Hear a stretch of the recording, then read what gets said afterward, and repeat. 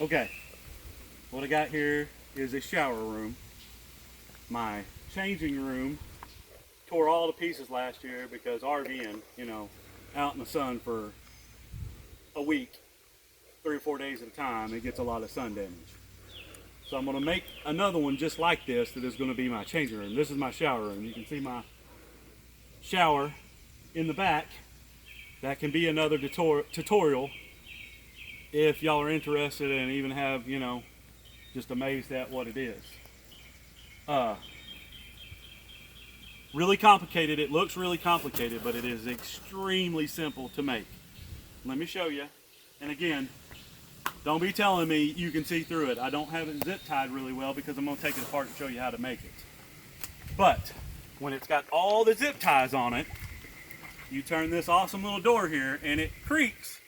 That's so it doesn't turn open on you and it stays closed. You kick it into place and it is completely sealed if you have it zip tied really well. It is, I use it at an RV park all the time and never had a complaint, and I've had multiple people use it that, you know, as long as somebody ain't peeping over the edge, you ain't being seen. But like I said, I'm going to take it apart.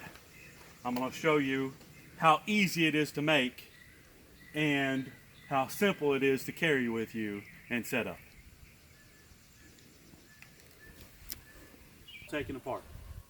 This is the same shower stall, just disassembled, ready to travel, store, whatever you want to do. The canvas, which was zipper tied around the edge. The 6-foot stalls, shower stall parts. And the only reason it's 6 foot tall is so that it covers me. You know, I want to be completely covered while I'm showering. Don't want there to be any issues. And top and bottom of my shower stall and the door. I glue all those together and keep them glued together because it's just less pieces and parts to keep up with. You know, technically, 1, 2, 3, 4, 5, and there's 5 of these stalls. It's really all I got to keep up with. If I didn't glue it together, there'd be all kinds of pieces to keep up with. And since I have the stand-up shower, or the stand-up trailer, much easier to keep up with.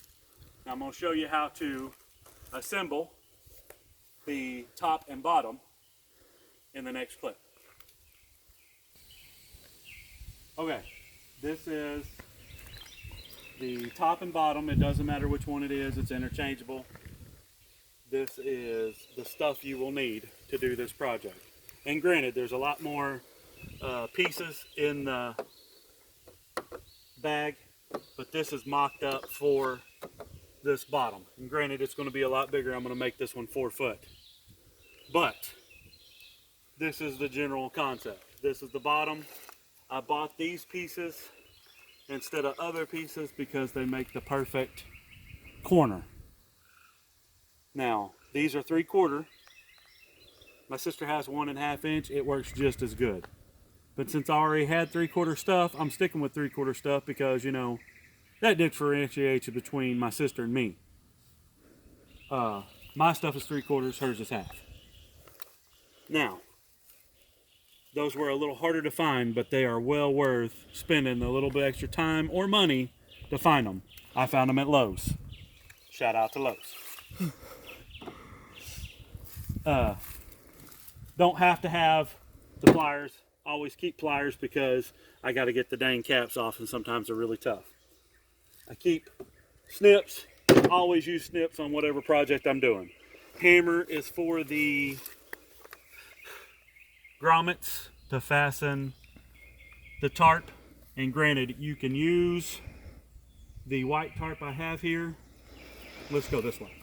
You can use the white tarp I have here, which was dumpster diving, dumpster found. It's the tarp that covers the wood that comes into your local hardware. So, and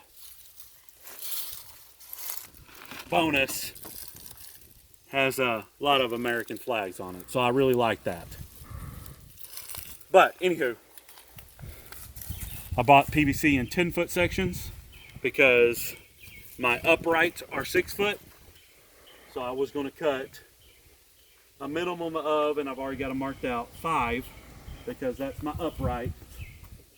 5 uprights. And that will give me most of my 4-foot sides for my top and bottom in one cut. 6 foot will be used for the stand. 4 foot will be used for top and bottom, most of the top and bottom. Granted, this one doesn't matter so much because I got to cut and splice and make it work. This one was a little oblong. If you see, you might not see it. I seen it because when I put these in, I didn't factor in, hey, cut off a little piece, make it straight. So it's not quite square. If you don't make your square, it doesn't matter. If you don't want to do the extra measurements to get this cut out and make it square, it's not going to worry you. It's not going to hurt you because I've used this one for 4 years. And let me tell you, it hasn't bothered me one bit. This is helping you to get this corner post going straight up. If you glue it and you only glue one on each of your 3 sides, you're fine. But the one you glue 2 on, you need to put it on a board, a straight surface, ground, board, something, so that you're heading in the right direction. It's flat against the board on both sides, so that way your post is heading up. Now I'm going to glue this one to that corner and do the same thing. I'm going to keep it straight on the board and straight with this guy, and that will make my corners perfectly flat. Just something to think about when you're gluing these little particulars together. That'll give you a straight up and down corner. You can also eyeball it.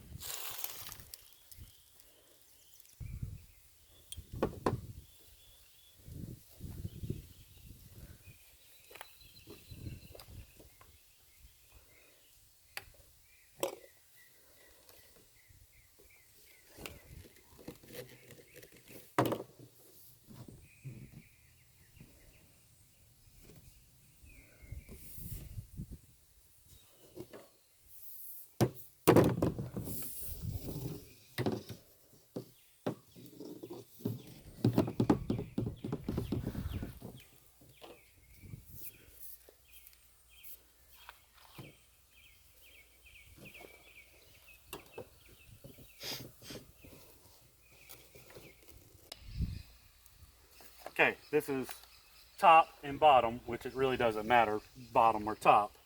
But when I mock up this side, when I make this side, I like to cut the pieces and glue them so that I can press those down onto the board. That means those 2 flat surfaces are just about as flat as I can get them. It means they're going to point the same direction when I flip them back over. I've also got this one ready to go into here to make this side. So that shows me, you know, dry fitted, I'm pretty stinking close to where I want to be. This one matches up, this one matches up, this one matches up, this one matches up. And then of course you got the corners that match up. Never showed you, I don't know that I've seen one on YouTube, so I wanted to say something. In making a good connection, and this is of course for plumbing, this is not for what we're doing here. Clean it, let it dry well, and then glue it. Okay, this is the door. Like I said, I've already got it glued up. I've already got all the stuff together. I went ahead and put it in a stall in the center, a piece in the center, because of how big the door is. On the 3-foot door, it wasn't that big, so it didn't really need it. I felt it needed it on this big of a door. This is of course facing the wrong direction. It needs to be facing the other way. but I was messing with the tarp. So I could get it to where I want it. I'm pretty sure I'm gonna make this my bottom. It'll be doubled, and I will grommet here, so it'll make it a lot stronger because it's doubled. But this piece to this corner is the same size as my little door, which was how I made this up. From here to this post is the exact same as the little door, the little 3-foot unit, shower unit, and to where the door goes is the exact same size. So all that measures the same. The only thing I had to do was add just a little bit more to get to this corner of the door so it fits and closes and makes a good connection. So on the last episode, the last little clip, I done the gluing but didn't show, the cleaning and didn't show the gluing. So this is the gluing. I'm gonna flip this over, glue this. Like I said, I'm gonna take it out. It's gonna go through that little opening I've already made, and I'm gonna glue these two together. And like I said, glue it, wait for it to dry, and I was always told to, you know, dope up both sides and twist a little bit to make sure that glue sets all the way around that, and press it. If you press it to the wood, it gets straight. You know, it'll be straight with that one, it'll be straight with the corners. So this is pretty much in line with that one up there. We'll do it again.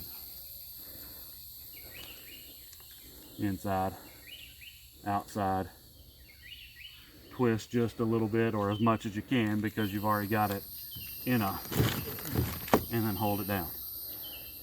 Like to hold it for 5 seconds, 10 seconds, give it time to set, and you're good.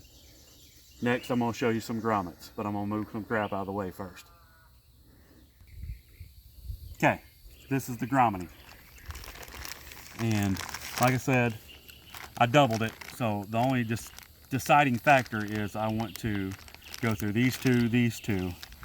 So I'm just going to find a place that I like that goes through all that and will hold the tarp onto my door.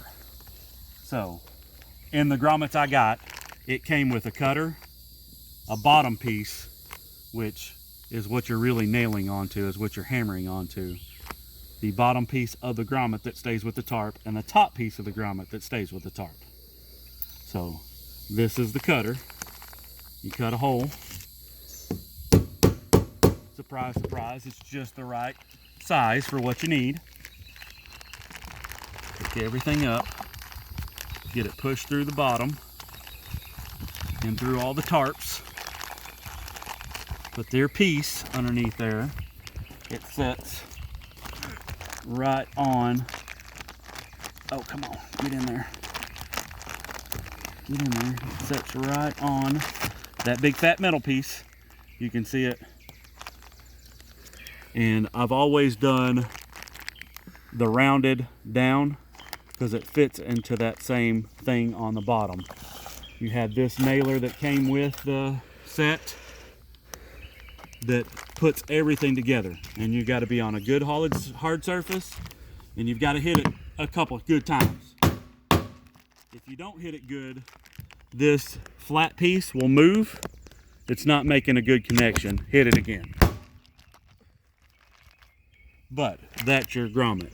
Like I said, it's very time consuming, so I'm not going to show you how to do the whole door. I'm going to do some more grommeting, and we're going to put our tarp and our door on and show you the finished product in just a second. All right, and this is it together. And you know, all the grommets are in on the door and the canopy. Put as many as you feel comfortable. I always overdo, so I put a lot in. Here's the door. And this is the same size. This is the same size as the small one. It was just needing to be a little bit bigger on this side to reach. And with 4 foot square, there is lots of room to change. Lots of room to move around and do what you need to do. I actually have a plan of, I have a shoe divider I was going to hang from the wall, so you have a place to put your towel and clothes and deodorant and things of that nature. But that's just a after the fact thought. But that's the changing room. Very simple. Pretty easy. Yeah.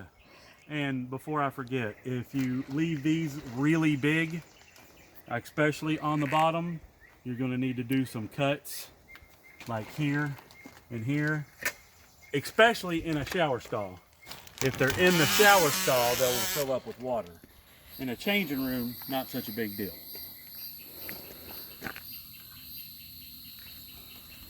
Okay. Pumped.